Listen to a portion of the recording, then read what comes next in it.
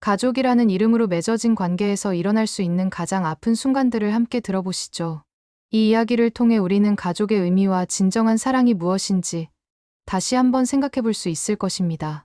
나의 버팀목이었던 시어머니, 수연이는 28살에 결혼했습니다. 남편 민수와의 만남은 평범했지만 따뜻했죠. 민수의 어머니, 즉 수연이의 시어머니는 첫 만남부터 수연이를 진짜 딸처럼 대해주었습니다. 우리 며느리 왔네. 어서 와. 시어머니의 첫 인사는 어색함보다는 포근함으로 가득했습니다. 결혼 후에도 시어머니의 사랑은 변하지 않았어요. 오히려 시간이 갈수록 더욱 깊어졌습니다. 결혼 2년 차, 수연이는 첫 아이를 임신했습니다.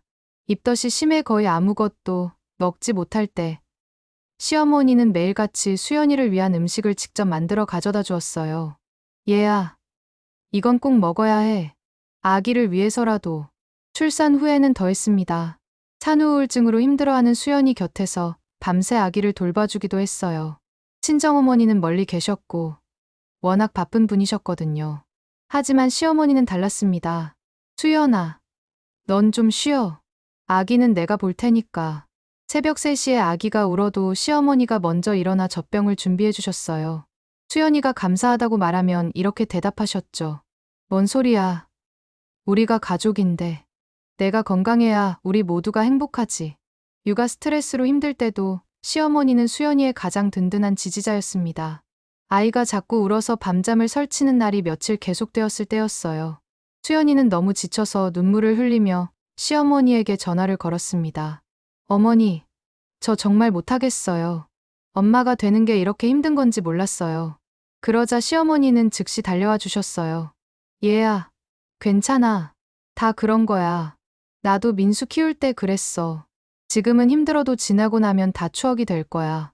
그날 밤, 시어머니는 수연이 집에서 밤을 새워가며 아기를 돌봐주셨습니다. 수연이는 오랜만에 푹 잘 수 있었어요. 친정어머니에게는 차마 하지 못하는 이야기들도 시어머니에게는 편하게 털어놓을 수 있었습니다. 남편이 육아에 소극적이라는 고민도 경제적인 걱정도 모두요. 어머니, 민수가 요즘 너무 바빠서 집에 늦게 와요. 아기 돌보는 걸 힘들어하는 것 같아서 미안해요. 뭔 소리야. 그 자식한테 내가 한마디 할게. 남편이라면 당연히 해야 할 일이지. 실제로 시어머니는 아들에게 호되게 혼을 내주기도 했어요. 민수야, 내 아내가 얼마나 힘든지 알아?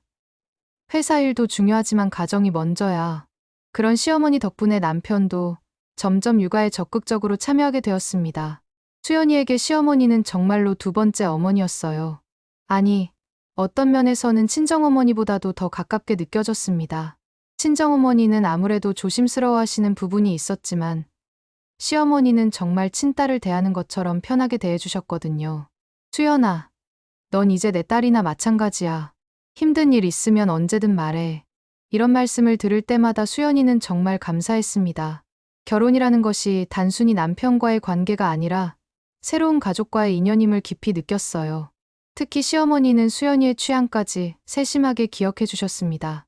수연이가 딸기를 좋아한다는 걸 알고는 딸기철마다 직접 따온 딸기를 가져다 주셨고, 수연이가 목이 아프다고 하면 배와 도라지로 끓인 차를 만들어 주셨어요.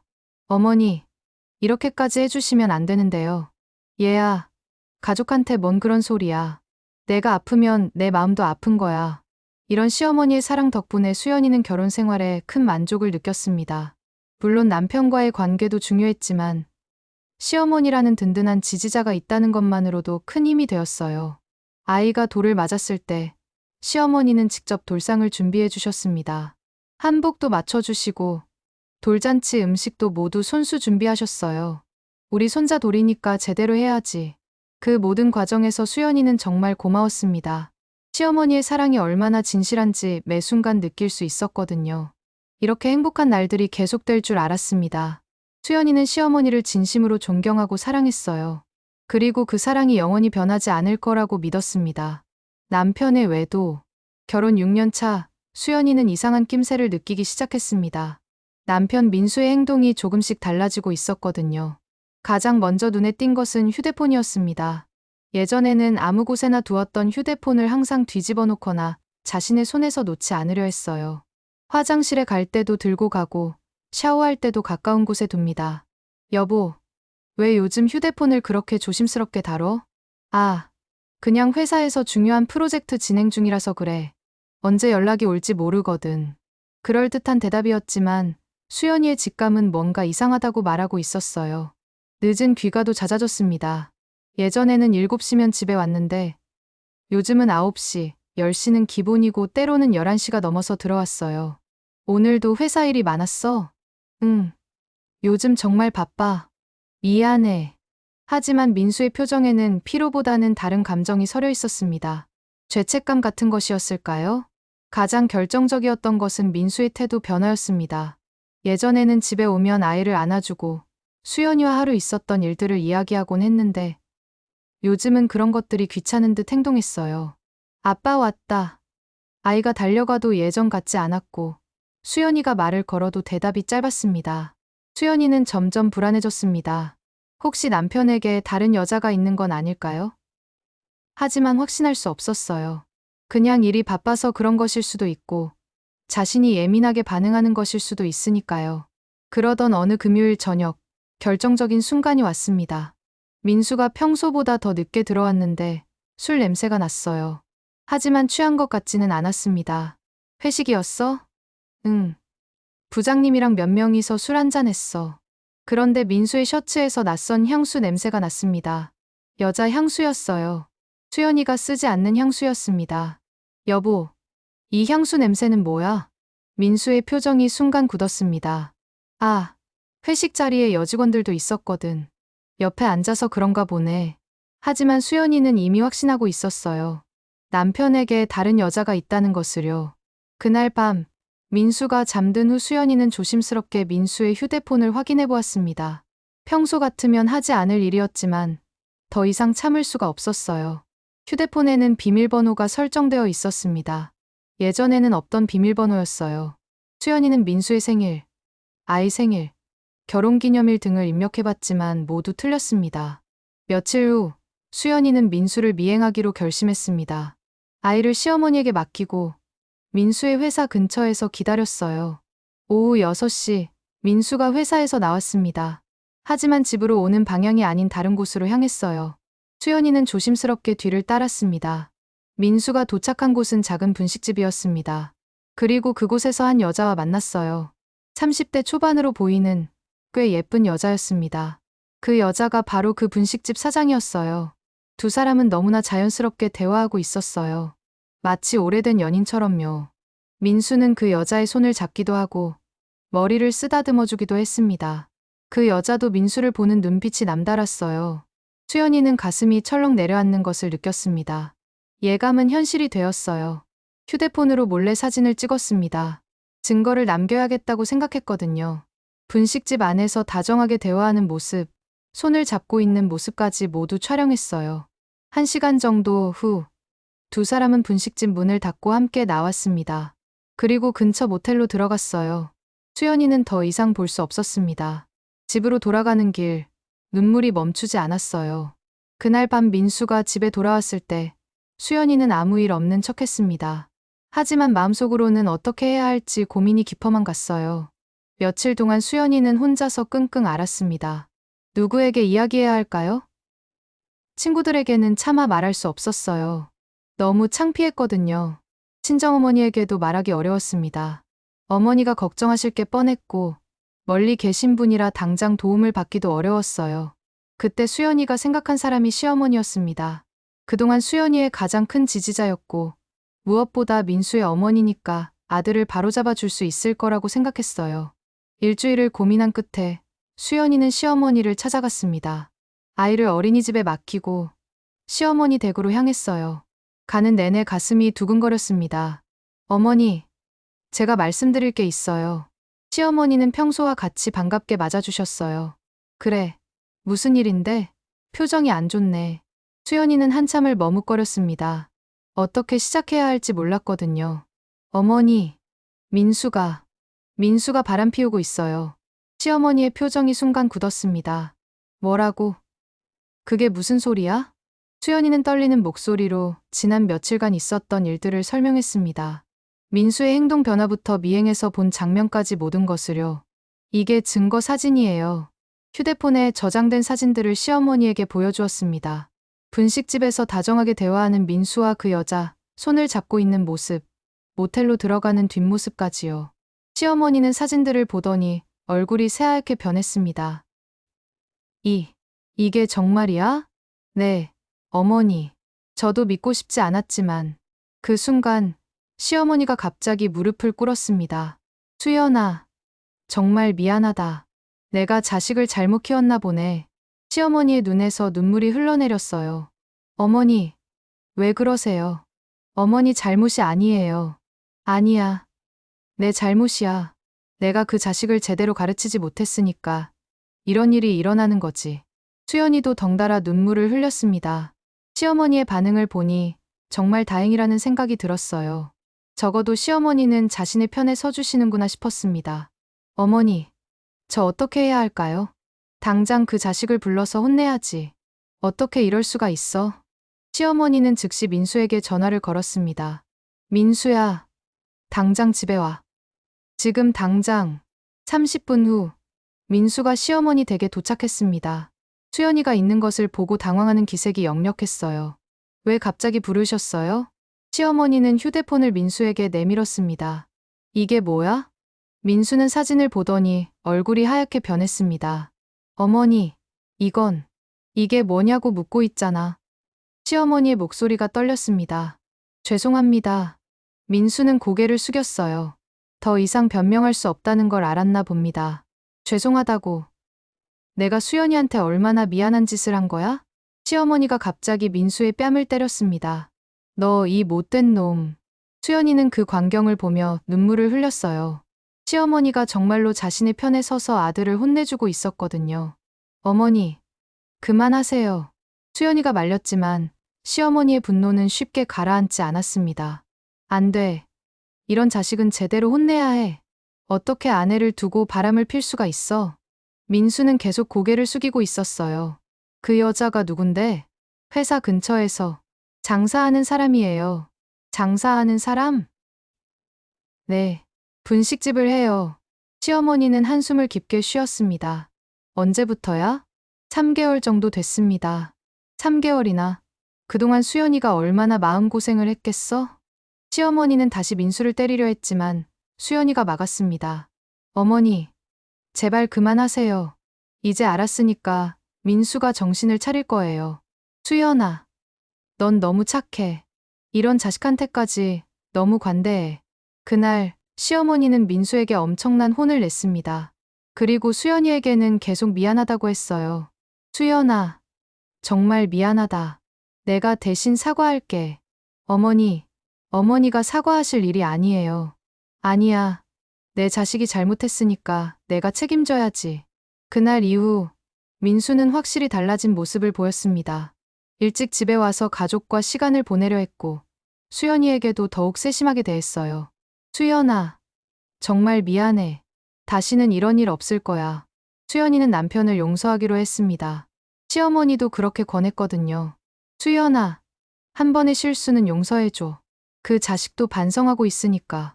이상한 기류. 하지만 며칠이 지나자 수연이는 이상한 느낌을 받기 시작했습니다. 민수는 분명히 달라진 것 같은데 시어머니의 태도가 조금씩 바뀌고 있었거든요. 처음에는 아주 미세한 변화였습니다. 전화통화 시간이 짧아진다거나 대답이 예전만큼 따뜻하지 않다거나 하는 정도였어요. 어머니, 안녕하세요. 아, 수연이구나. 응. 예전에는 우리 며느리 왔네. 어서 와라고 했는데 요즘은 그런 따뜻한 인사가 없었습니다. 처음에는 민수 일 때문에 마음이 복잡해서 그런가 보다 생각했어요. 아무래도 아들이 바람을 피웠다는 충격이 클 테니까요. 하지만 시간이 지날수록 시어머니의 변화는 더욱 뚜렷해졌습니다. 어느 날 수연이가 아이와 함께 시어머니를 찾아갔는데 시어머니는 예전처럼 반갑게 맞아주지 않았어요. 어머니, 안 계신 줄 알았어요. 아, 있었어. 왜? 그냥 인사드리려고요. 오늘 날씨도 좋고 해서요. 그래. 예전 같으면 우리 손자 왔네. 할머니한테 와봐라고 하며 아이를 안아주셨을 텐데. 그날은 그런 것도 없었어요. 어머니, 혹시 어디 아프세요? 아니, 괜찮아. 하지만 분명히 뭔가 다른 게 있었습니다. 수연이는 불안한 마음을 떨쳐버릴 수 없었어요. 며칠 후, 더 이상한 일이 있었습니다. 수연이가 민수의 외도에 대해 시어머니와 상의하려고 전화를 했는데, 시어머니의 반응이 매우 차가웠어요. 어머니, 민수가 요즘 또 늦게 들어와요. 혹시 그냥 일이 바쁜 거 아니야? 하지만 예전하고는 다른 것 같아서요. 너무 예민하게 생각하지 마. 예전에 시어머니라면 그 자식이 또 그러고 있어.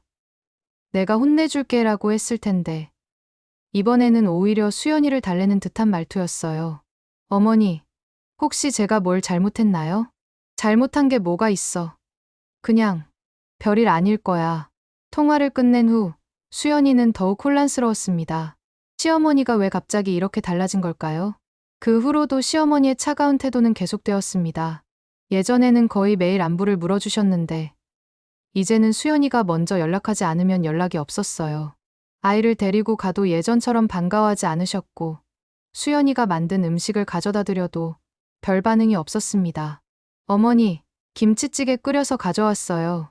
아, 그래. 고마워. 예전 같으면 우리 며느리가 만든 음식이 최고야 라고 하며 즉석에서 맛보시곤 했는데 이제는 그런 것도 없었어요. 수연이는 점점 더 불안해졌습니다. 시어머니가 자신을 멀리하고 있다는 느낌이 들었거든요. 혹시 민수가 시어머니에게 뭔가 다른 이야기를 했나 싶어서 남편에게 물어보기도 했어요. 민수야, 혹시 어머니한테 제 얘기 뭔가 했어? 무슨 얘기? 모르겠어. 어머니가 요즘 저한테 좀 차갑게 대하시는 것 같아서. 그런가? 별일 아닐걸? 어머니도 나이가 있으시니까 기분이 좋지 않으실 때도 있지. 하지만 수연이의 직감은 계속해서 뭔가 잘못되었다고 말하고 있었어요. 한 달이 지났을 때 수연이는 민수가 다시 이상하게 행동한다는 것을 느꼈습니다. 외도가 발각된 후 잠시 조심스럽게 행동하던 민수가 다시 예전 패턴으로 돌아가고 있었어요. 늦은 귀가, 휴대폰 감추기, 차가운 태도, 모든 게 다시 반복되고 있었습니다. 수연이는 이번에도 시어머니에게 하소연하기로 했어요. 지난번에 그렇게 도움을 받았으니까 이번에도 시어머니가 아들을 바로잡아 주실 거라고 생각했습니다. 어머니, 죄송한데 또 상의드릴 일이 있어요. 뭔데? 시어머니의 목소리는 여전히 차가웠어요. 민수가 또 이상해요. 예전하고 똑같이 행동하고 있어요. 그래? 네, 어머니. 이번에도 혼내주세요. 그런데 시어머니의 반응은 전혀 예상과 달랐습니다. 수연아, 너무 예민하게 생각하는 거 아니야? 남자들은 원래 그런 거야. 어머니, 그게 아니에요. 분명히 또 만나고 있어요. 증거라도 있어? 아직은 없지만. 그럼 확실하지도 않은 일로 왜 그렇게 의심해? 수연이는 깜짝 놀랐습니다. 이게 지난번에 아들을 그렇게 혼내던 시어머니가 맞나 싶었어요. 어머니, 지난번에는 그렇게 화내셨잖아요. 그때고 지금은 지금이지. 부부간에 너무 서로 의심하고 살면 안 돼. 수연이는 이해할 수 없었습니다. 시어머니가 왜 갑자기 이렇게 달라진 걸까요? 배신의 현장. 그날 밤, 수연이는 다시 민수를 미행하기로 결심했습니다. 이번에는 확실한 증거를 잡아야겠다고 생각했어요. 며칠간의 미행 끝에 수연이는 충격적인 사실을 발견했습니다. 민수는 여전히 그 여자와 만나고 있었어요. 그런데 더 놀라운 것은 따로 있었습니다. 그 여자가 운영하는 분식집에 시어머니가 가서 도와주고 있었던 거예요. 수연이는 자신의 눈을 의심했습니다. 분식집 안에서 시어머니가 앞치마를 두르고 설거지를 하고 있었어요. 그리고 그 여자와 너무나 자연스럽게 대화하고 있었습니다. 이게 무슨 일이지? 수연이는 가슴이 철렁 내려앉는 것을 느꼈습니다. 더 놀라운 것은 시어머니와 그 여자가 마치 오래된 친구처럼 편하게 지내고 있다는 것이었어요. 시어머니가 그 여자의 어깨를 두드리며 웃고 있었고 그 여자도 시어머니를 어머니라고 부르고 있었습니다. 어머니, 이거 어떻게 하면 될까요? 그래, 민정아. 이렇게 하는 거야. 민정이라는 이름까지 다정하게 부르고 있었어요. 설마 시어머니가 그 여자를 인정하신 건 아니겠지? 수연이는 믿고 싶지 않았지만 눈앞의 현실은 부정할 수 없었습니다. 시어머니는 분명히 수연이한테는 차갑게 굴면서 상간녀에게는 친어머니처럼 대하고 있었거든요. 수연이는 휴대폰으로 그 장면을 몰래 촬영했습니다. 증거가 필요했어요. 그날 저녁, 민수가 집에 돌아왔을 때 수연이는 따져 물었습니다.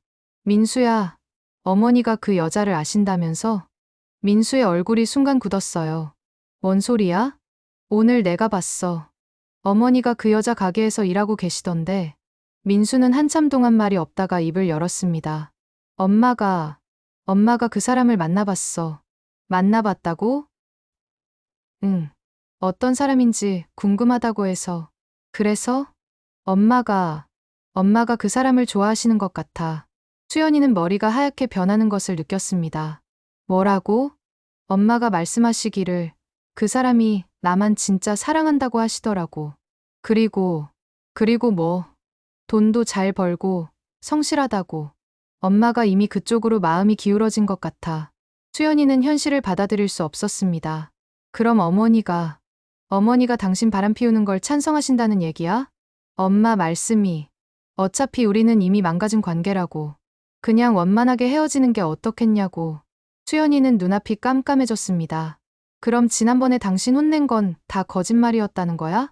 그때는 진짜였어. 하지만 엄마가 그 사람을 만나보고 나서 생각이 바뀌신 것 같아. 엄마도 결국 내 편이지.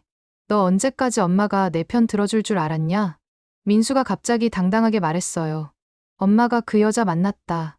돈도 잘 벌고 나만 사랑한다고 하니까 엄마도 이미 그쪽으로 마음이 갔어. 수연이는 더 이상 들을 수 없었습니다. 다음 날 수연이는 직접 시어머니를 찾아갔습니다. 더 이상 참을 수 없었어요. 어머니, 시어머니는 수연이를 보고 당황하는 기색을 보였습니다. 아, 수연이구나. 어머니, 어제 제가 봤어요. 어머니가 그 여자 가게에서 일하시는 건 말이에요. 시어머니는 한참 동안 말이 없었습니다. 어머니, 설명해 주세요. 왜 그러고 계시는 거예요? 시어머니가 드디어 입을 열었습니다. 수연아, 미안하다. 미안하다고요. 그게 끝이에요. 나도 어쩔 수 없었어. 어쩔 수 없다는 게 무슨 말씀이세요? 어머니는 지난번에 그렇게 민수를 혼내주셨잖아요. 그때는 정말 화가 났었어. 하지만 그 아이를 만나보니까 정말 좋은 아이더라고. 수연이는 귀를 의심했습니다. 좋은 아이요? 남의 남편을 빼앗은 여자가 좋은 아이라고요? 수연아, 넌 모를 거야.